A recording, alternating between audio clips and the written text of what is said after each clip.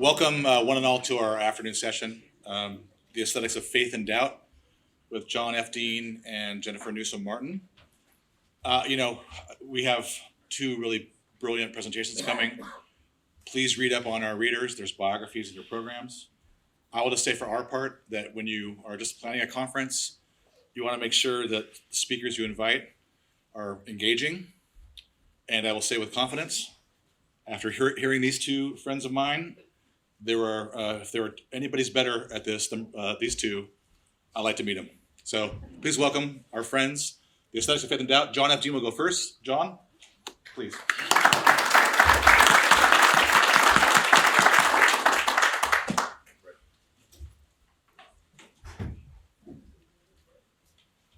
Thank you very much, Michael. It's a great pleasure to be back here. I spent a semester in 2016 trying to unravel some students, which I think worked fairly well. Must have, because I'm back.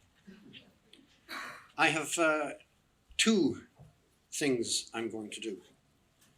One is a personal crusade almost on behalf of Seamus Heaney, whom no doubt you heard of, a great poet and a wonderful person and a good friend over the years. The thing about Seamus Heaney that I want to emphasize here is that in his later years, he made occasional public statements of a complete loss of faith. I never accepted that from him, so I spent some time later on trying to figure it all out, what in fact he was talking about. And I think I've figured it out. And he's not here at the moment to contradict me, but he may in due course. So I'm going to read this, if that's okay, because I want to get it right. In 1962, Thomas Merton published New Seeds of Contemplation. And he wrote in that, just as the wind carries thousands of winged seeds, so each moment brings with it germs of spiritual vitality that come to rest imperceptibly in the minds and wills of men. In the case of those of us who have the Christian faith as one of our focal points in writing, it is vital that the work we do carries these new seeds of our contemporary beliefs with it. We are, I believe, in a renewal age of Christianity. Through the work of Charles Darwin, Simone Weil, Teilhard de Chardin, and on into Thomas Keating and Ilia Delio and others, we have taken the fact of evolution into the enriched and ennobling tenets of our faith. The task nowadays is to bring creation into the bosom of Christ's living presence and being. Our words may be new seeds to grow the ever new plant, the cosmos, into its Christ becoming. So we are poets and we are prophets. We are to be and to become Christ. We are to be and to become Christ. So I have condensed this thinking into my remarks on famous Seamus, as we called him. Famous Seamus and the Heaney Boppers, we were known as in those days. The trajectory of a life is often one of initial belief, aided and underpinned by rites and rituals. Doubt creeps in when the rituals take over from the belief that may have been originally not based on personal thinking and conviction. And then finally, the intellect will dismiss that belief, or rather dismisses the shows and trials of that belief, and throws God out with the peelings. Then, if there had been any real commitment and depth in the original faith, perhaps there is a way back to a true and lasting faith beyond religious activities and shows, a stronger faith, one perhaps more vitally based on experience and an imaginative strength that can see beyond mere reason to reasons of the heart. The Catholic, with a capital C, Catholic with a small c, imagination. Some years ago, I interviewed Dr. Rowan Williams for Gregory Wolfe's Image magazine. And one of the questions I asked him was, does poetry call for a wholehearted assuredness that one's faith may not encompass? That's a quotation from himself. And we spoke of Seamus Heaney announcing publicly that he had no longer any religious belief, something that had troubled an awful lot of people in Ireland. And Williams answered, when people like that say these things about belief, very often what they seem to mean is this: if you put me on the spot and ask me what I believe to be true in the abstract, I don't know where I'd begin. Many of us today, I hope, recognize the possibility of going beyond belief, reaching a stage that might almost be described as mystical, lives deeply engaged with truth, with integrity, and with love. And Williams said, the last thing I'd call Seamus, for instance, is an agnostic, in the sense of somebody who floats uncertainly around. There's a real commitment to the language and all that it means. And I think very often we tend to tie down the notion of belief to that idea of having a quick answer to what you think is true out there, rather than how do you inhabit the world you're in, the speech you speak, and the vision you see. In his conversation with Dennis O'Driscoll in a wonderful book called Stepping Stones, if you're a fan of Seamus Heaney, that is a must-have. It follows the poetry through personal conversations. Seamus tells how the theology and doctrines embraced by Gerard Manley Hopkins, quote, were the ones that embraced me and my generation. Catholicism for Seamus meant the catechism, religious knowledge, exams, Latin Mass daily in secondary school, the sacraments, and so on. He goes on to state, Seamus, how the shows of that faith had taken over his mind. And he says, my consciousness was dominated by Catholic conceptions, formulations, pedagogies, prayers, and practices. Salvation, damnation, heaven above, hell below, grace and guilt, all these were real. So the drama of last things, the melodrama, and even the terror of them were present from the start. And he adds, Catholicism provided a totally structured reading of the mortal condition, which I have never quite deconstructed. And I sensed already a note of regret in that phrase, which I've never quite deconstructed. So was it a personal rejection of the Christ of his early years, or was it a move to stay with the secular values of poetry and that, quote, generational assent to the proposition that God is dead? It appears that what Heaney termed his loss of faith was a gradual one. He says, intellectually speaking, the loss of faith occurred off stage. There was never a scene where I had it out with myself or with another. So it was a slippage rather than a definite decision. His early Catholicism offered him a richness of metaphor, all through his poetry, from which he took his bearings. And the one that I want to focus on is the cure of the paralytic, the guy who's carried up onto the roof, and the roof is taken off, and they let him down in front of Christ. In a poem called The Skylight, this is the first time that Heaney took this particular moment. It's the opening in the roof to allow light in to an attic space in the new cottage that he had just moved into in Glanmore in County Wicklow, to provide him with light in his writing space.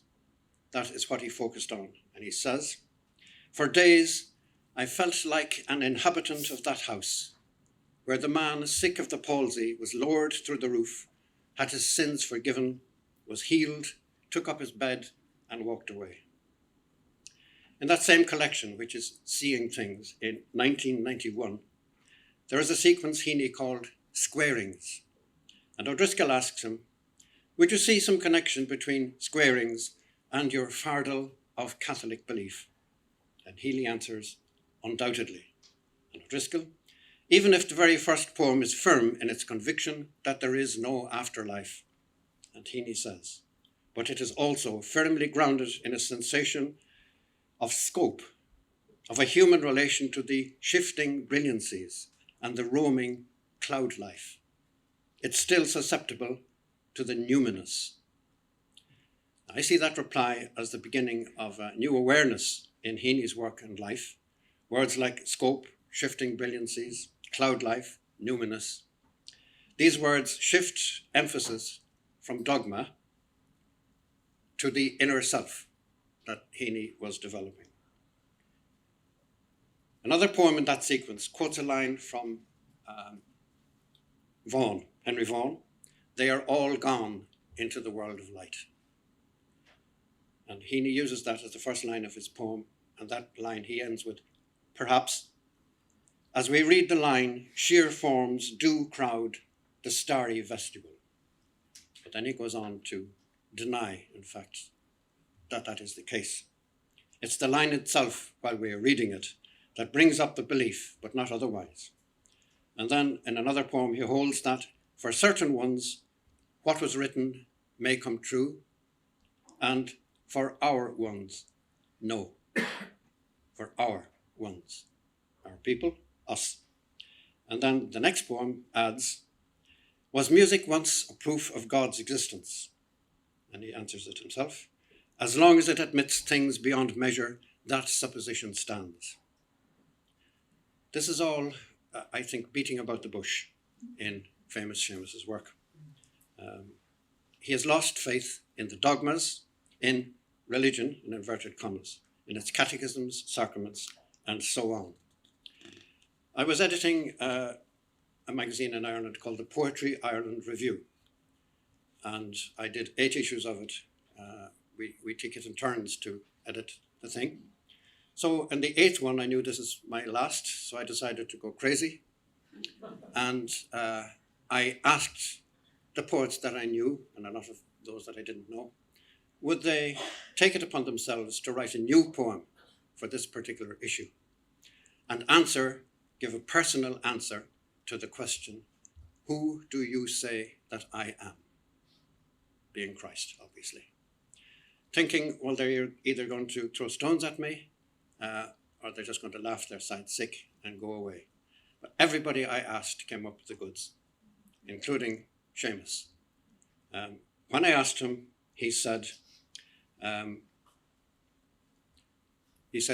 yes, I'll certainly give it a try. It's worth taking the risk. And he did. So in this particular one, he's going back, this is for the 3rd time, he's going back to the same story of the paralytic. A second poem deals with the 4 people who carried him to the ambulance when Seamus got this terrible stroke. So he's thanking them and referring to the 4 men, he thinks, there were 4, that lowered himself down through the roof. So he talks about that. But this poem, he goes back to it. And I'm going to quote it in full because it has not been published. It is one of the very last poems he ever wrote. It has not been in a book, in a collection, since he died. He died in 2013, so he actually never saw the issue, which came out in early 2014. This is the poem. It's called The Latecomers. And it's spoken from the perspective, which is what I find hugely interesting, of Christ himself. Seamus Heaney has become Christ in this poem. He saw them come, then halt behind the crowd that walked and wailed and plucked and ringed him, and was glad that they kept their distance.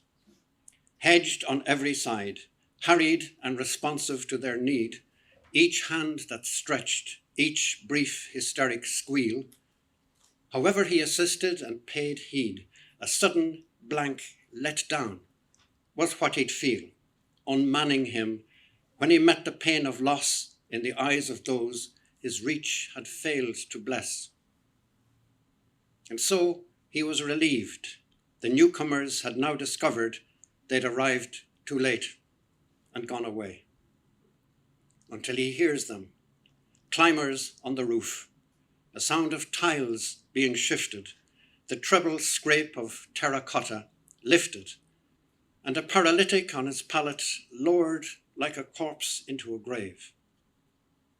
Exhaustion and the imperatives of love vied in him to judge, instruct, reprove, and ease them, body and soul, not to abandon, but to lay on hands. Make time, make whole, forgive. At that time, Heaney couldn't appear anywhere, but thousands of people would come up to him with books to sign. He was so popular. He always tried to do his damnedest to please everybody. So I think this is where that comes from. It's a remarkable poem. And I had hoped that it was signalling a new certainty and a confidence in Seamus. In a book published just last year called He Held Radical Light, it's by Christian Wyman, one of my favourite poets, contemporary poets. He tells of a reading that Seamus gave, one of his very last, here in Chicago. He tells how he, quote, met Seamus Heaney in person only once, at a dinner given after that reading. They sat together, and Seamus turned to Christian and said he had been reading the proofs of Wyman's memoir, My Bright Abyss, because they have the same publisher, Farrar, Straus and Giroux, and he had read the thing in proof, and Wyman was so delighted and taken aback that he said he couldn't get words to say that's wonderful. He didn't say whether it was good or bad, he just said he had been reading it. Later in the dinner, and this is what Wyman writes, and in the middle of a conversation that had nothing whatsoever to do with religious faith, he leaned over to me and said, very quietly, he seemed frail to me, that he felt caught between the old forms of faith that he had grown up with in Northern Ireland and some new dispensation that had not yet emerged. Wyman felt again unable to respond properly, and he told me that it's one of the great regrets. He just couldn't think of words to say. He was so taken aback by all of this. This new dispensation, I believe, would have been based in Seamus on an awareness of Christian cosmology and Catholicity with a small c, and an acceptance of the developments in faith demanded by the fact of evolution. Instinctively, I believe, he had gone beyond religion into an unrealized belief. There is one God. There are many ways to love God. There are as many ways as there are individuals in the world. A poet with his intellect, imagination, and great generosity of spirit cannot be confined within the limited and limiting borders of dogma and ritual. His is a rich and, I would assert, a holy spirit. Before it was published, this was published in a journal in Ireland, Priest's Journal, and I showed it to Mary Heaney because I didn't want to upset her, and she wrote back to me and said it's a very important piece and Seamus would be thrilled with it. I sent it to Christian Wyman, and he says he's delighted with it as well. So Seamus Heaney has been convicted of faith.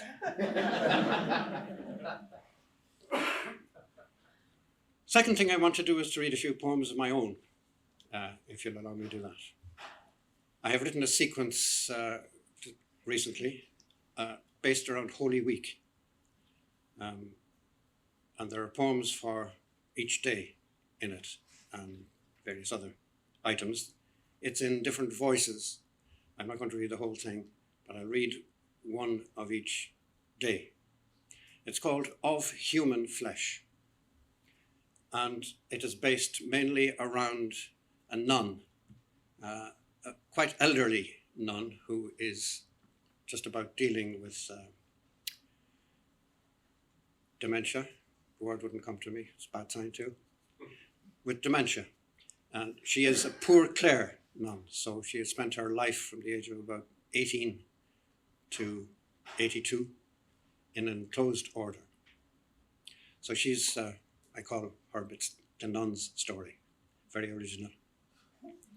This is Wednesday, the Book of Betrayals.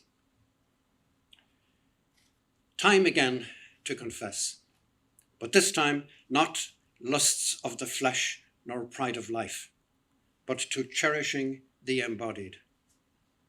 Like those dawdling dandelions along the roadside, and they're glowing in hazy sunshine, or how the old man stands, compassionate in the rushy field, lights a fag and coughs and gobs, and how the ewes are gathering to him like school children as he turns towards the gate, muttering each individual name, and they follow, trustful, towards the ultimate. If you crouch down here close to the ground, between the cartwheel ruts, you may see them, delicate scarlet flowers of the pimpernel, surviving. And high on the enclosure wall, thriving on the dustiest pinch of dust, the littlest bride white blossoms of the chickweed. Thursday is the nun's story. Night lengthens out across great silence. I do not sleep. My quiet Lord demands immensities. I read from Revelations, John, the part with the heavenly city showing crystal clear. There is comfort in the words, the vision, angels at the great gates guarding. I watch the moon as it labors across the night and know the determined growth of the earth as my body is diminishing. I will slide close to the point of utter loneliness, that cosmic quietness, the emptiness, the storms in the abyss. I too have grovelled, pleading. Once this place was crowded with the presence of the absolute Creator, the Christ at night, and now not a board creaks, old faith diminishing. Friday. I am bringing out my collected poems. If I live that long, it's already accepted for publication. And I'm going to have to convince my editor to call the book I, John.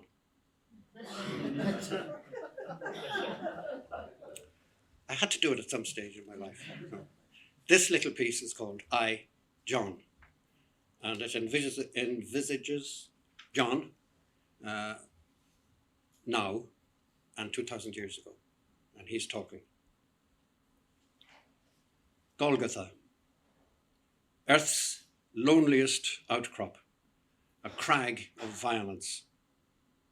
Here, under the yew trees, where the fine sequestered sisters, long gone to their bridegroom Christ, lie still, bluebell and daisy, celandine and saxifrage, and flourishing again.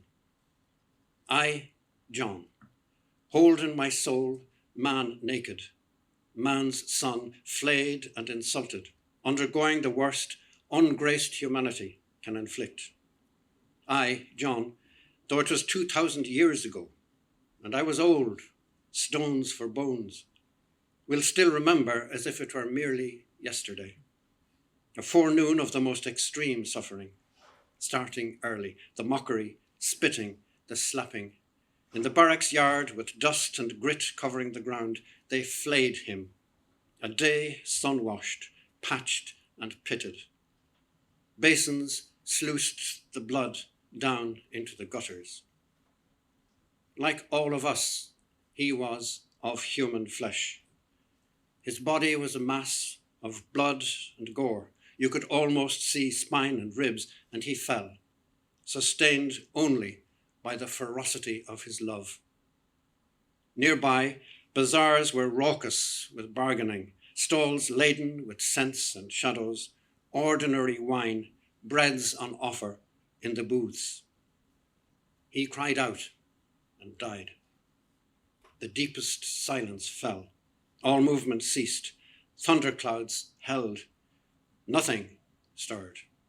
Here was stand still, source and seed, centered on the wood, stillest point of space and time, matrix of everything, mouth of utterance, profound pool of being, where he hung between light and darkness. Nor was there condemnation uttered from the cross. Saturday, we're back to the nun story. This one is called The Afterlife. Saturday. This morning they found me, virgin from the Song of Songs, would-be bride of a doubtful hamlet, out in the dawnlight in my convent nightgown. I crouched close to the spring earth outside the walls, where the great wheels of articulated trucks ravage the roadside verge. I found the delicate blossoms of the primrose still surviving, and I am one with them, one with the earth, and one with the constellations in their turning far above. Perhaps I suffered an excess of mind, being desolate now, here in this once populated city. Bodies' seeds are of human flesh. Soul that soars over the stones of this world is of God. I am consoled by the beauty of the ditch orchid, hurt by loss of the skylark, defeat of the yellowhammer and the corncrake, and I groan at the world's betrayal of the children. Then the good sisters came, and they picked me off the ground, tut-tutting, but I know something necessary is set to happen, something beyond the beyondness of belief. Father, into your hands. On Sunday, the Lamb. April is the disentangling month. A man stands in a field, mouth open, trying to look all ways. Between motorway and high-speed railway line, a few rough acres of neglected ground. We walked, the sun being risen, among earth mounds and straggling firs, stones and leaning alders. Beneath us, the long ago buried Vikings who sailed upriver and left their bones. We crossed under the motorway in the stench of sheep shit and bat droppings, and came out among stalks of withered thistles, rocks, outcrops, merds. Easy here, where sheep scurry away to no vexation of spirit in a country left to rack. One ewe had straggled away from the flock, heaving, her wool snagged. She lay, eyes huge and panting, and when we looked again, there, as if suddenly, was the lamb, wet with new being, staggering and nuzzling, stick legs all bendable, wool dyed with birthing. World moves in starts and fits, with its green finches, its daffodils, with darksome swirls in the river water, but all here fits together. Oxbow and pillow stone, holon and fractal, stunning, admonishing, this morphogenic field. Thank you very much indeed.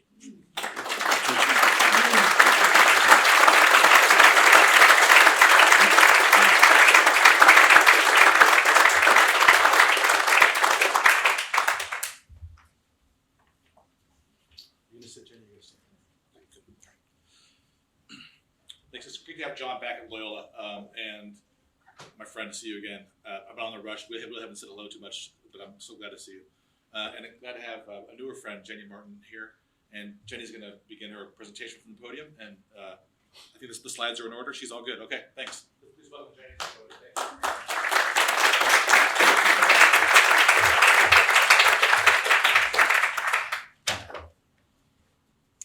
To witness Hans Holbein's painting, Der Leichnam Christi in Grave, the body of Christ in the tomb, hanging in Basel, Switzerland, is to experience at once its strangest feature. Ostensibly, it is a work of religious art, an icon of faith, and thus a communication of some element of transcendence. And yet, the starkness and brutality of the image is buffered by nothing, ameliorated by nothing that would or could dilute the insistent finality of the death that it records so forensically and without consolation. Holbein's painting forestalls all pieties and beatific assurances, hopes of resurrection, even the representation of a bereft community left behind, but for all that united in their grief, as in Grunewald's Isenheim altarpiece, which depicts the cadaver of Christ just as viscerally as Holbein did. Whereas the writer of the letter to the Hebrews calls faith the assurance of things hoped for, the conviction of things not seen, Holbein's image belies no evidence of things not seen and expresses no faith beyond the devastating certainty that Christ is dead. What is seen is just a solitary corpse who could be anyone, any one of us, who must also face the inevitability of our death alone. It simultaneously represents an aesthetic of both faith and doubt, one in which faith and doubt are themselves drawn into indistinction. In a sense, Holbein paints the impossible. It is impossible precisely at that point at which what it represents requires the abject failure of representation as such, but at the same time is revelatory of the deranged encounter in which Christianity confronts itself in and as atheism, which is itself the negation of the cross and the radical interruption of Holy Saturday, where God himself is dead. Today, I will consider three mutually implicatory and implicated interpretations, one literary, one theological, and one psychoanalytic, of this impossible painting and its significance for the mysteries of faith and doubt and of their mysterious interplay. Perhaps the locus classicus of interpretations of this work of art in the field of religion and literature is to be found in Dostoevsky's novel, The Idiot. Both Hans Urs von Balthasar, the Swiss Catholic theologian and priest, and Julia Kristeva, the Bulgarian psychoanalyst, philosopher, essayist, novelist, literary critic, and atheist, engaged this painting and Dostoevsky's reading of it, reflecting upon the possible meaning or non-meaning of the painting and its implications in their various contexts. One of the primary places that Balthasar discusses Holbein is in his reflection on the Holy Fool in the 5th volume of The Glory of the Lord, though I will extend my inquiry beyond his explicit commentary on the Holbein piece to include his Christological and Trinitarian reflections on the passion and death of Christ, especially in his account of the death of Christ in his book Mysterium Paschale, The Mystery of Easter. Kristeva's essay on the Holbein painting is situated within a 1989 volume, Black Sun, the broader context of which is a phenomenological and psychoanalytic account of depression and melancholia, which presents as the evacuation of meaning and the abdication of the symbolic value of language, what she calls asymbolia. This loss is no small matter for Kristeva, since she correlates language and subjectivity so closely that they become coextensive. Her initial description of depression and melancholia, elsewhere connected with religious doubt, as a living death where flesh is wounded, bleeding, cadaverized, and concurrent with the feeling of being witness to the meaninglessness of being, of revealing the absurdity of bonds and beings, provides some explanatory power for why she was so compelled by this particular work of art of Holbein's. Readers of Dostoevsky know well already that Holbein's painting of the dead Christ is featured prominently in The Idiot, and that Dostoevsky himself saw and was particularly moved and fascinated by this work. His first exposure to it was in Nikolai Karamzin's 1801 Letters of a Russian Traveler, which tersely describes the painting in this way. Quote, "One doesn't see anything of God. As a dead man, he is portrayed quite naturally. According to legend, Holbein painted it from a drowned Jew." End quote. In 1867, Dostoevsky sees the painting in Basel for himself and is transfixed. Dostoevsky's wife reports that it looks so much like an actual dead man that I really think I wouldn't dare stay in the same room with it. A copy of it reappears in The Idiot, hung in the home of the character Rogozin. Seeing the painting prompts him to engage in the following dialogue with Prince Myshkin, and I quote, "But I've long wanted to ask you something. Do you believe in God or not?" He suddenly began speaking again after going several steps.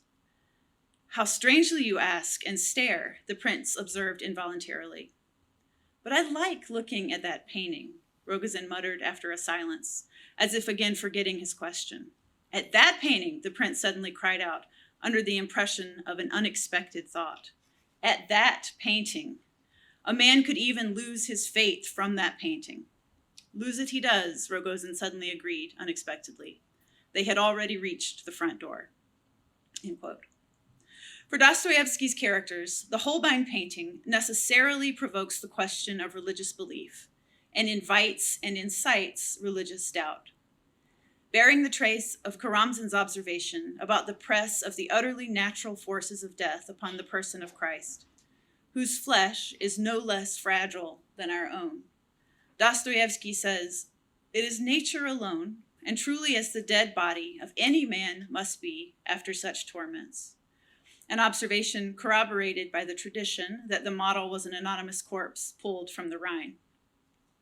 To see the face of Christ like this, subject to the natural forces of violence as any human being would be, elicits for Dostoevsky the following question.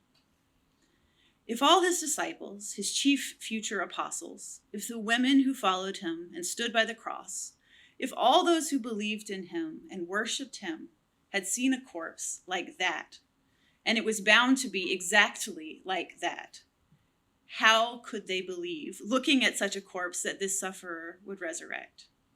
Here the notion involuntarily occurs to you that if death is so terrible and the laws of nature are so powerful, how can they be overcome? Nature appears to the viewer of this painting in the shape of some enormous, implacable, and dumb beast.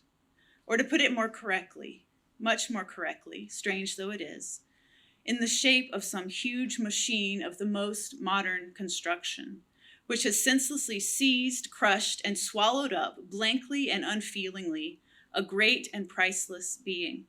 Such a being as by himself was worth the whole of nature and all its laws, the whole earth, which was perhaps created solely for the appearance of this being alone. In his excursus on the Holy Fool, Balthazar considers the recurring motif of the Holbein's painting in The Idiot, drawing out Dostoevsky's claim that this death represents here the modern conquest of nature over God, where Nietzsche is right and God is dead. According to Balthazar, Holbein's painting is precisely, quote, the symbolic diacritical point between faith and unbelief, between Christianity and atheism, twinned to the point of identification in the most extreme differentiation. I will suggest analogously that Kristeva and Balthazar are, in their receptions of this painting and subsequent Christological reflection, likewise twinned to the point of identification. Their perspectives represent a distinction in search of a difference. If we go looking for that difference within and beyond the frame of this Holbein painting, we will likely not find it in the shared elements that structure their interpretation of Christ's death. First, the composition's isolation and abjection of the corpus, which centrally locates the themes of rupture, hiatus, and genuine abandonment. And second, this image as representing the impossibility of symbol, language, and sign. At only 12 inches tall and 72 inches wide, the strangely claustrophobic dimensions of this painting suggest nothing else more than a coffin. Kristeva's reading of the painting's composition makes particular mention of the isolation of the body, which is the precise features she suggests that endows the painting with its major melancholy burden, more so than delineation and coloring. Kristeva reads Holbein's artistic parsimoniousness, his placing of the corpse alone and within such a confined and sculptural space, as depicting the most radical dereliction of Christ. Forsaken by the Father, he is apart from all of us. On Kristeva's reading, there are only the faintest aesthetic hints of possible reprieve of Christ's extreme compositional and existential isolation. First, that Holbein has recorded his own name by the feet of Jesus, inserting himself sympathetically, so to speak, within the sufferings of the dead Christ. And second, that the hair of the body and the right hand seem, at least in potency, to be able to break the enclosure of the frame. We might recall Rilke's terrible, ambivalent angel in the seventh of the Duino elegies, who, with a hand both open and admonishing, declares, "My call is always full of away." It is patently unclear whether Holbein's painting is an attempt to redeem or to condemn. Kristeva approaches Holbein's art through the lens of what she calls abjection, though she develops the notion explicitly elsewhere, most notably in her book Powers of Horror. For Kristeva, the abject is that which is jettisoned, radically excluded. The abject can involve the visceral impulse of revulsion, vomiting, gagging, food loathing, waste, sewage, and so on. The abject is that which is cast out beyond the border. She says the corpse or cadaver, especially one seen without God and outside of science, as in this Holbein painting, is the utmost of abjection. It is the utmost of abjection because that which is cast out beyond the border of livingness is not some thing in me, but me as such. She writes that in death, quote, "My body extricates itself as being alive from that border.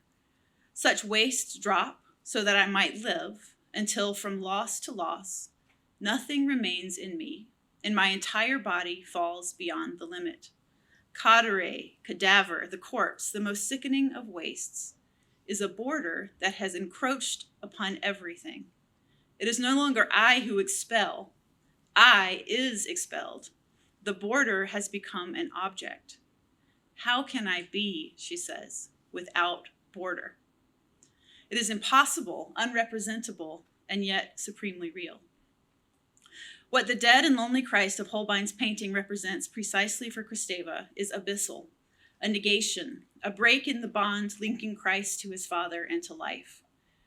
What is especially important for our specific purpose of putting Balthasar into dialogue with Kristeva is that Kristeva actually credits Balthasar's Herrlichkeit for providing the language of hiatus to describe this break in the absolute subject of Christ.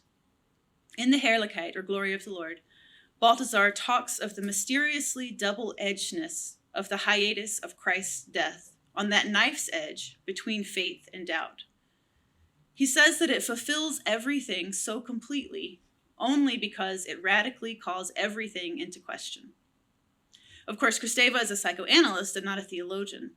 Thus, she finds the felt abandonment of Christ by the Father meaningful for clinical depressives or melancholics, in that this abandonment of this narrated experience of abandonment, of inarticulable non-meaning, provides an imaginary that resonates with the subject, who feels herself in a darkness without hope. Her psychoanalytic reading of the hiatus is the introduction of, quote, "a fundamental and psychically necessary discontinuity," end quote, within the subject, which is the precondition for subjective individuation.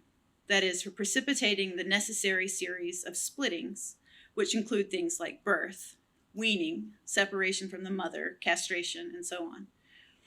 It is significant, Kristeva thinks, that the Christian religion sets that rupture at the very heart of the absolute subject, Christ.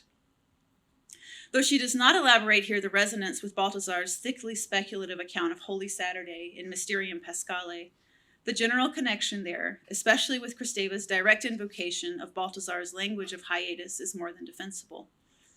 This text of Balthasar's provides an imaginative, really almost poetic account of the Triduum, with an emphasis not only on the particularly isolated character of Christ's real, not a theatrical or apparent, that is to say, docetic death, but also its peculiar character of abjected dereliction, in which the Son does not merely experience a natural death, but is in fact cast out, abjected by God. First, Balthasar will underscore in myriad ways, as Holbein's painting does without mercy, that as a son or daughter of Adam, Jesus really was dead. Such a singular death demonstrates radical solidarity with all mortal flesh. Though this claim to solidarity by way of extreme isolation may seem counterintuitive, for Balthasar, the separated body of Christ anticipates, traverses, and redeems the loneliness of every instance of human death. Likewise, Kristeva sees Holbein's unflinching portrait of the death of Christ as a humanizing act, an act even of mercy, insofar as it makes commonplace the passion of the crucified Christ in order to make it more accessible to us. Secondly, rather than attenuate the theme of Christ's radical isolation and divine abandonment on Good Friday and Holy Saturday by the promise of Easter, Balthasar actually radicalizes it, metaphorically piling upon Holbein's painting, which Kristeva already read as defying any chance of resurrection, all the weight of a long scriptural tradition that includes the idea of a God that rejects, abjects, abandons, repels, and expels. In a chapter called Experiential Approach to the Hiatus, Balthasar couples the lament of abandonment from the cross with the Mount of Olives scene, where Jesus experiences profound loneliness. A loneliness that Balthasar says leads him in advance, in the midst of life, right into the death, which is represents by anticipation. Before being abandoned by the Father on the cross, Jesus is abandoned first by his disciples, who have fallen asleep and left him in his grief. Giving the claim of divine abandonment even further texture within the interpretive traditions of the Hebrew Bible, however, Balthasar catalogs scriptural precursors of instances in which biblical figures have what he calls pre-experienced divine abandonment. Balthasar doesn't dwell very long upon the literary tropes in the Hebrew Bible of the messianic suffering servant of Isaiah, as we might expect him to, but rather focuses on some of the most horrifying passages from Leviticus and Deuteronomy, which foreground divine wrath against the disobedient, where God openly delights in ruining them utterly with disease, plague, and open hostility. He quotes from Leviticus 26:17, "I will set my face against you, so that you will be defeated by your enemies. Those who hate you will rule over you, and you will flee even when no one is pursuing you." The pre-experiences of divine abandonment also include, for Balthasar, those forgotten, anxious figures of the unruly souls of Wisdom 17, who lie in a kind of permanent darkness, exiled from the eternal providence, who are constantly being unnerved by terrifying phantasmagoria and apparitions. The narrative of God's presence departing from the temple in Ezekiel 10, the suffering prophetic figures of Jeremiah and Job, the entire tradition of the Psalms of Lament, the Book of Lamentations, and the muteness of Job, who knows the futility of speech to assuage his pain. Thus, the death of the Son is not neutral for Balthasar. Rather, it is the plunging down of the accursed one, Galatians 3:13, far from God, of the one who is sin, 2 Corinthians 5:21, personified, who falling where he is thrown, Revelation 20:14, consumes his own substance, Revelation 19:3. Here is Kristeva's abjection under a biblical name. It's crucial, Balthasar thinks, that Christ experienced the so-called second death of being cast out, and that the real aporia of the Holbein image between life and death, between Good Friday and Easter, not be rendered innocuous.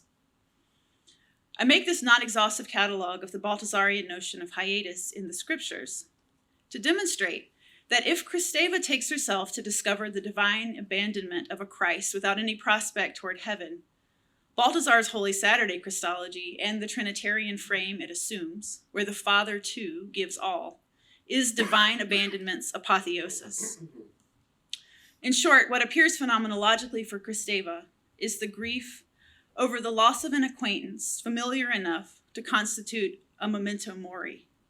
Yet nevertheless, Kristeva is still outside the phenomenon. What Balthasar describes is the confounding grief of a father, the Father, a grief so complete that it seems to annihilate and extinguish everything that is.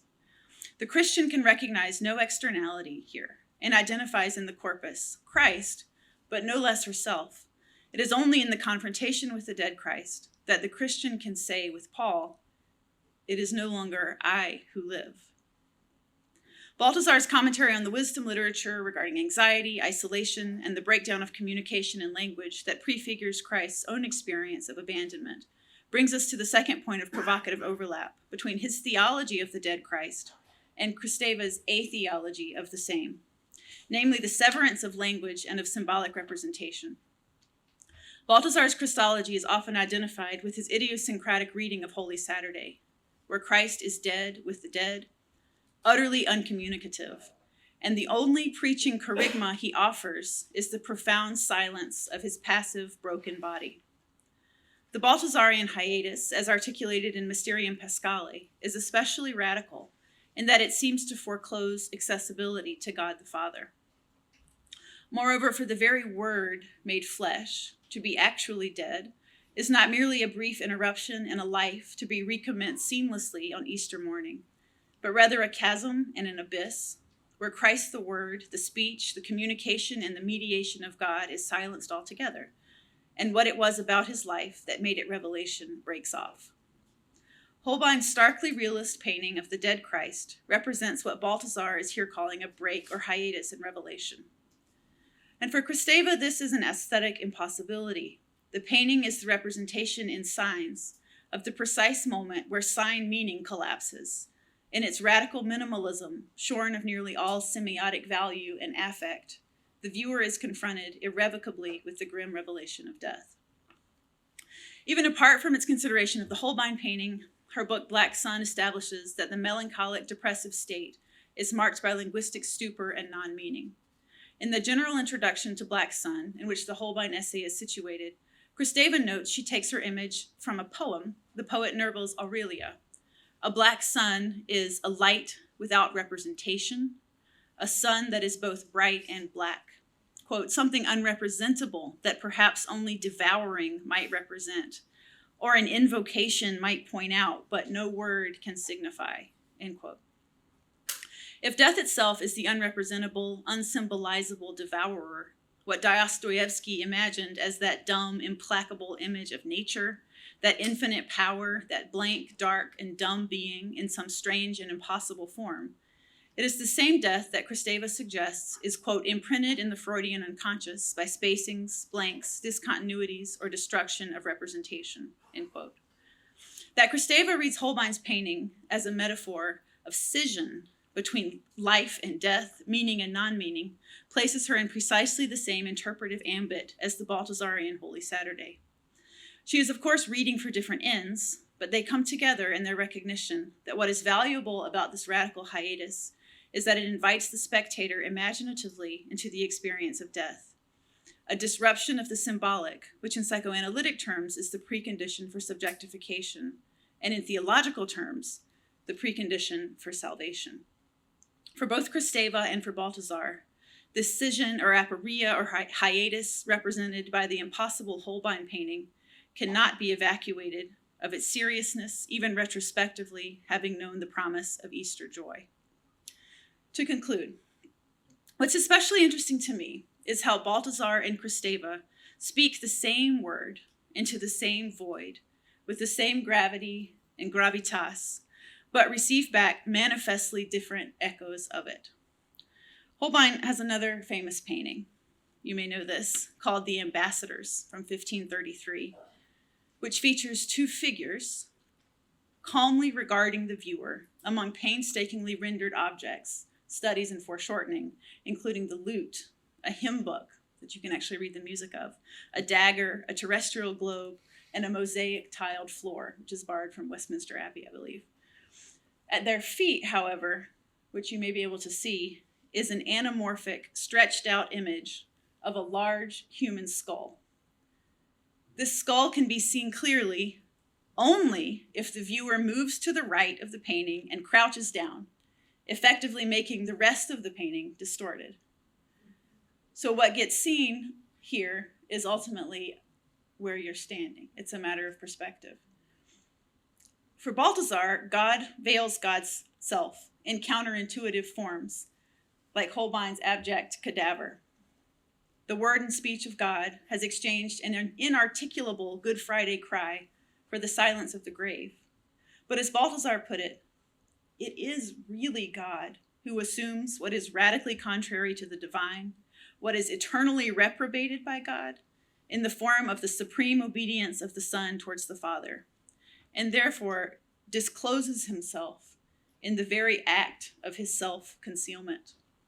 For Balthasar, the abyssal gulf-like depths of God as Trinitarian self-destitution and the glory of divine love envelops every possible abasement.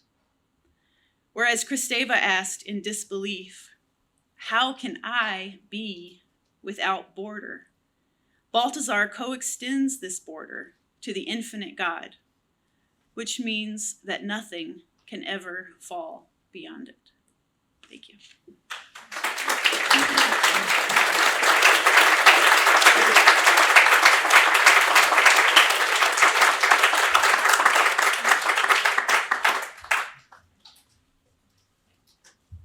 I'm sure there's lots moving in your mind and your heart, so just see if you think you want to say something. If you want to have a comment or a contemplation, some type of a question, I'll get the ball rolling just as an observation. It's almost as if both of these presentations could be called Holy Week in some way. And you have the tools of a theologian, who's also working as a theological aesthetician, basically, and the tools of a poet who's working also as a theological aesthetician. They're meeting somewhere, but the language is very different. So that's an observation. Do you have an observation? Anybody? A thought? Yeah.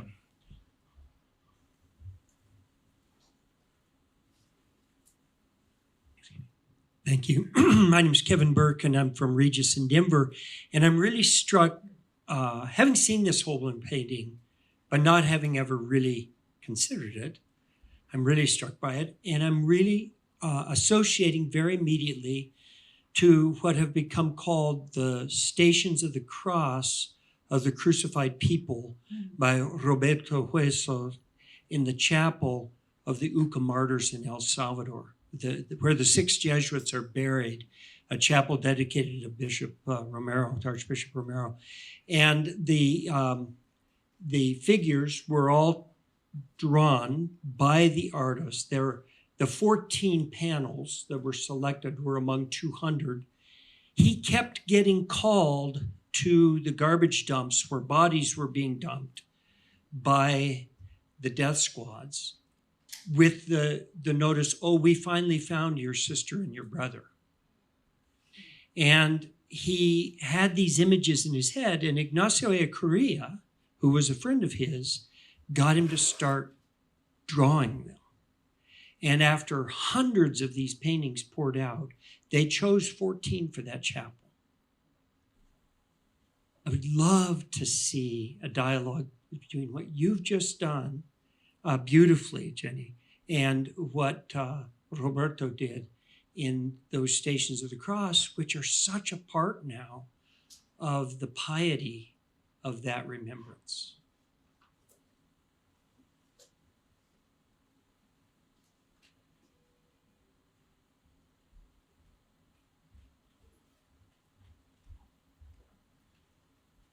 What appears to me from this presentation is I experienced the death of close friends in their youth. And that's, for me, one of the only ways that death does not become just an abstraction, and therefore contemplating the death of Christ can become, has more reality to it than just an abstraction that we ritualize.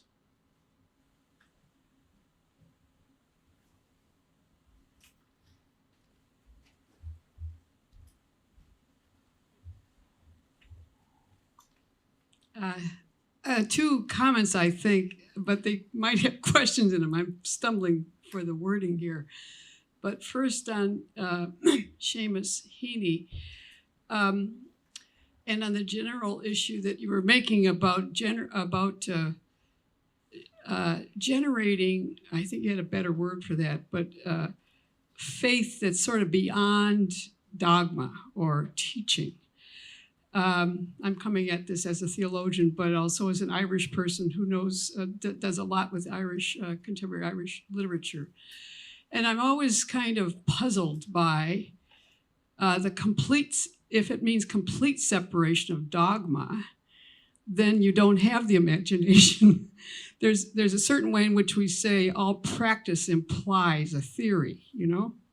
All action involves some kind of a, so I understand when you use the word dogma, like with the restricted understandings he had of his Catholic faith from his upbringing, which, by the way, have also lots of interesting political sides for the unification of Ireland politically with religion and faith at that time as a protest movement. So I don't want to throw out completely the catechism type of training because of the other liberating effects it had. So that's one kind of pondering, if you will, or kind of a question, which I'd love to hear you reflect on. And then moved very deeply as well, Jennifer, by your reflections. And at the moment, I've forgotten the comment I want to make to you because I got so involved in that one. So maybe I'll remember it and come back to you. Thank you.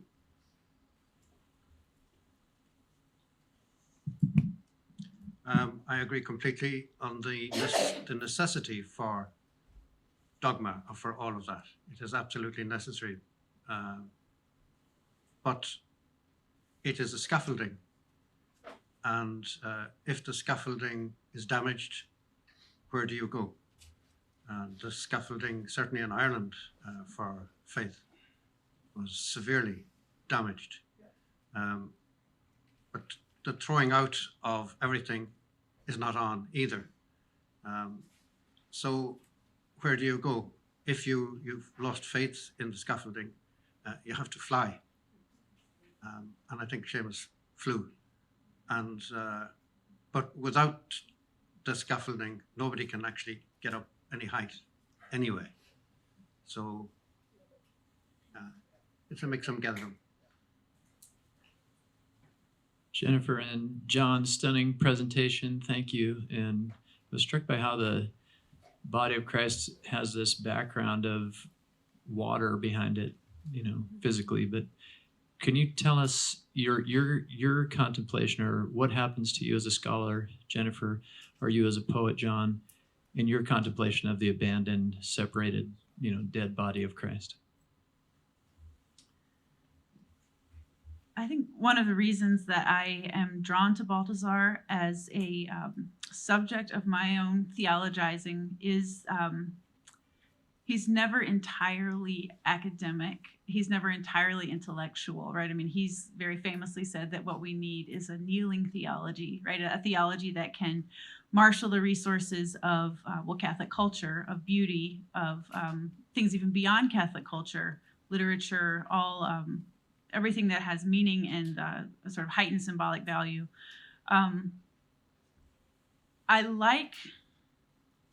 I guess as sort of a personal anecdote, when I was in college, I lost a very dear friend, very tragically.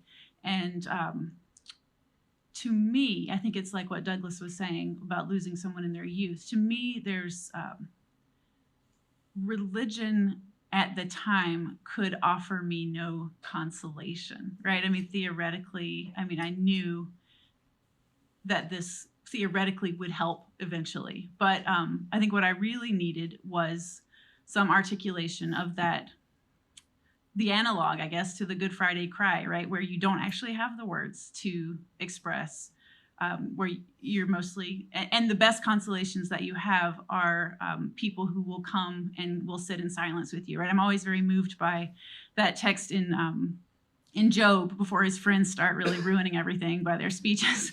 And I think it's chapter 7 where it says, and for 3 days and 3 nights, they sat with him without speaking because they saw that his suffering was very great. And for me, I think that's what Balthazar's reflections on Holy Saturday give. It's a kind of realist reading of human grief, which is an experience of all of us. And that's why I'm likewise moved that I think, I'm not a biblical scholar, but that the Psalms of Lament are the ones that are, there's more of those than there are of praise, you know? So I find that very touching. I find a very strong affinity with Flannery O'Connor, who needs to be mentioned. In the year 1980, I lost my wife to lupus. She was 37 years of age. I have not got over that. So for me, there is no consolation sought, and certainly not achieved. I now have a daughter who has just passed 37 and has lupus. I was told it was not inheritable, but they had to revise that opinion. She has passed the age of 37, and I was scared, believe it or not, that she would find a difficulty there. So I'm not answering your question. I don't think it's answerable. I cannot face death with either lament or exaltation. I accept it as a fact. So the sequence that I have been working on is of human flesh, and it is further probably deeply heretical, my belief that the Christ was 100% of human flesh and was not, as we would say, of politicians, helicoptered into the earth, onto the earth, but came directly from the seed of David and into human flesh. So for me, for instance, the Immaculate Conception was always a negative thing. The word is that beautiful word, which I will, it's apophatic. The prayer, Mary conceived without sin, is it? Pray for us, something like that. That's apophatic, that's negative. My interpretation of that would be, O Mary conceived full of grace, and takes away this virgin birth story thing. So if I'm a heretic, I have a very fine philosopher friend at the back of the room who will straighten me out later on. Seamus?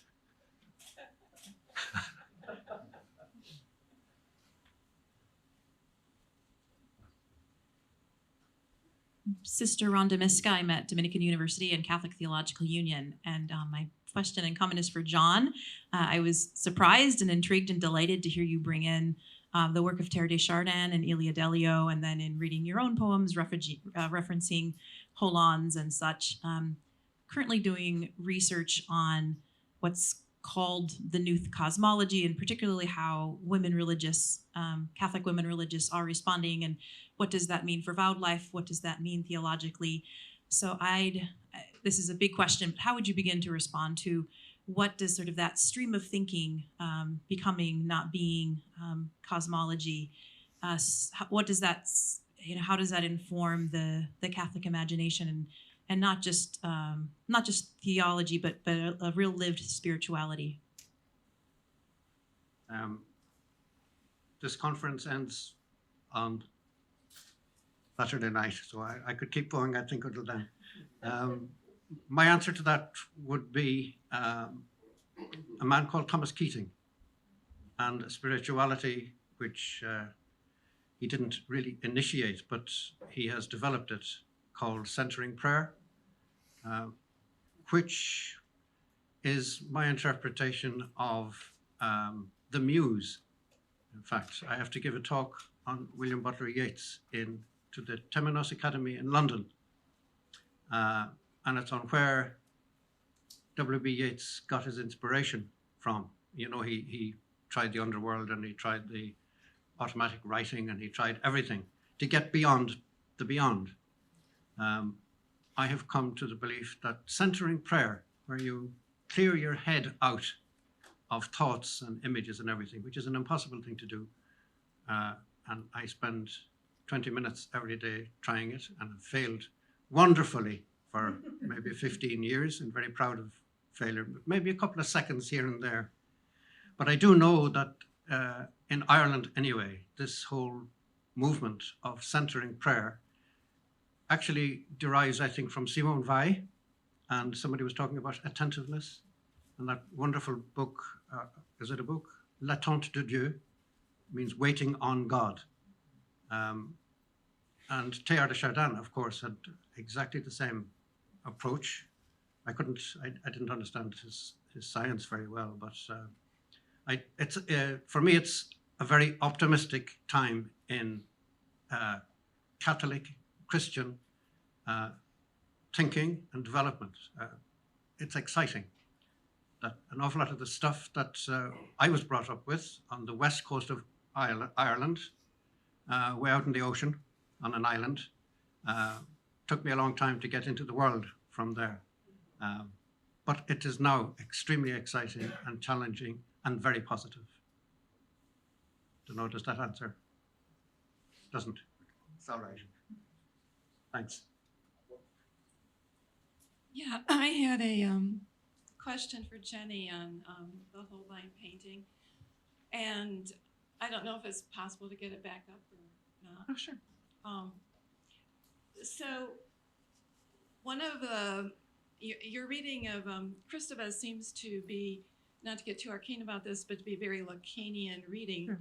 And she has spent her career trying to distance herself from that and to really look at art and literature as a way of coming to terms with what it does mean to believe on the and to actually refuse that sense of you can't go beyond the borders, because in painting you can't exactly say everything is controlled by sign, and so she's looking for the gaps and spaces and places within paintings where you can glimpse it's the alternative to a solely symbolic universe in the sense of Lacanian symbolic. So what you didn't mention, and here's my question, is she comments on the great, on the break in the painting with the loss, and where she sees a turn to mourning and a refusal to accept that there is only death.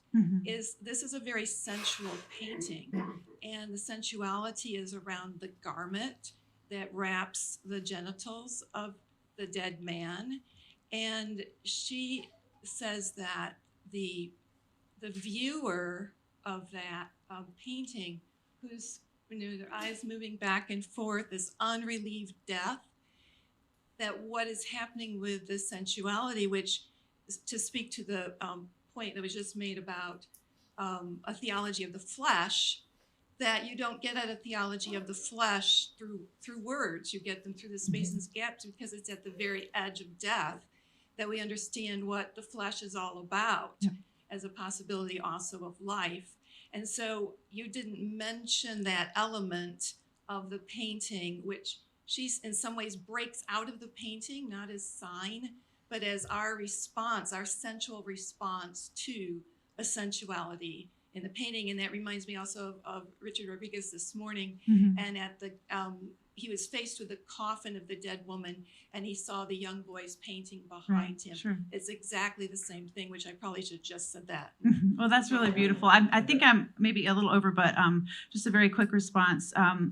You're absolutely right that Kristeva is departing from Lacan. She's much more sympathetic to religion and to, she's got that book, This Incredible Need to Believe, where she takes religion incredibly seriously. But I really appreciate the point about the sensuality. The thing that I think is really interesting too is, she makes that distinction in her book on poetic representation between the semiotic and the symbolic. And what she says about this painting here is, that the semiotic even kind of shrinks down. You don't have a lot of that kind of signifying meaning that is not, like laughter, gesture, sensuality, those kinds of things.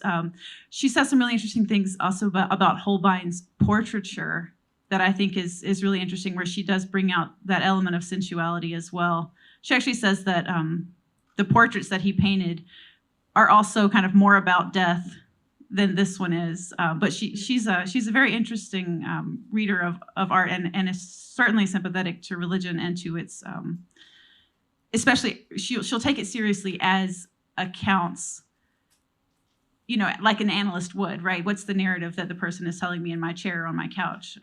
So I really appreciate your comment. Thank you. Okay, in 15 minutes, we have Tobias Wolff as a plenary reading new work. Exciting. But for right now, dear friends, let's show us our appreciation for Jennifer and John.